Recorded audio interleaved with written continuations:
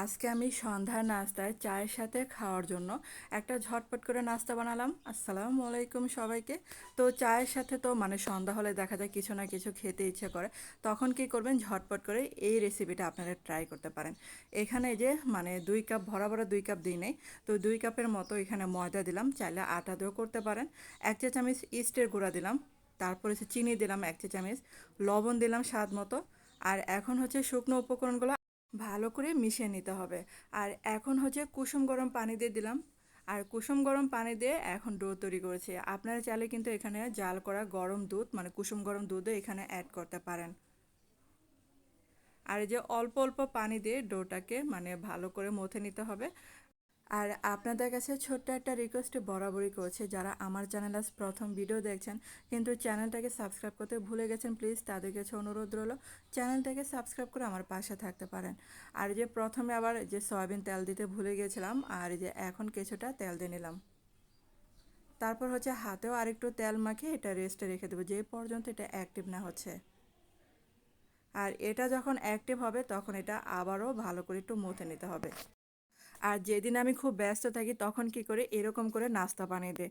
আর এই যে দেখেন একটু আটা ছিটে নিয়েছিলাম, তারপর হচ্ছে একটা রুটির মতো মানে মোটা রুটির মতো বানিয়ে নিতে হবে। আর এই যে প্যানের মধ্যে অল্প পরিমাণ তেল দিলাম, তারপর হচ্ছে এই রুটিটা এটার উপর দিয়ে দিয়ে দিতে হবে। আর যেদিন দেখবেন যে মানে আপনিও ব্যস্ত থাকবেন তখন কি করবেন, আপনি এরকম করে একটা নাস্তা বানিয়ে দিতে পারেন। আর চুলার আঁচটাকে একদম কিন্তু মানে আমি লোতে রেখেছিলাম। আর ওই সাইডটা বেশিক্ষণ আর হব না, কারণ হচ্ছে এটা এখন এই যে দেখেন আবার একটু তেল দিলাম এটা নামিয়ে।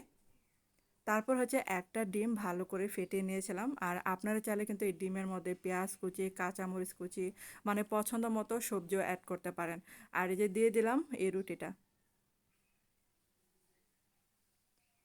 এই যে দেখেন এটা কিন্তু প্রায় কিন্তু হয়ে গেছে, এটা আরেকটু আমি মানে ডিপ করব কালারটা। আর এই যে দেখেন নাস্তাটা কিন্তু রেডি। তো এটা এখন নামিয়ে ফেলবো। আর সন্ধ্যা নাস্তায় চায়ের সাথে এরকম করে বানিয়ে আপনারা যখন তখন মানে খেতে পারেন, খুবই ভালো লাগে। আর গরম গরম এই নাস্তাটা খেতে কিন্তু অনেক মজার হয়। আর এরকম এক পিস খেলে আপনার সন্ধ্যার নাস্তা যখন হালকা ক্ষুধা লাগে তখন কিন্তু দেখবেন যে অনেকটা ভালো লাগবে, হালকা ক্ষুধার কিছুটা মানে মিটবে। আর এই যে চায়ের সাথে খেতে অসাধারণ লাগে। তো বাচ্চারা দেখা যায় এটা শুধু শুধুই খাওয়া শুরু করে, এতটা পছন্দ করে এই নাস্তাটা। আর বানানো তো দেখতেই পারলেন যে কতটা সহজ, যে কেউ কিন্তু বানাতে পারবে এই নাস্তাটা। তো আপনাদের কাছে এই রেসিপিটা কেমন লেগেছে অবশ্যই কিন্তু আমাকে কমেন্টে জানাতে পারেন। যদি ভালো লেগে থাকে তাহলে কিন্তু একটা লাইক দিতে ভুলবেন না। আর এই যে দেখেন আমি কিন্তু 4 পিস করেছি। আর এত সফট হয়েছিল এই রুটিটা, তো ধন্যবাদ এতক্ষণ আমার ভিডিওটা দেখার জন্য।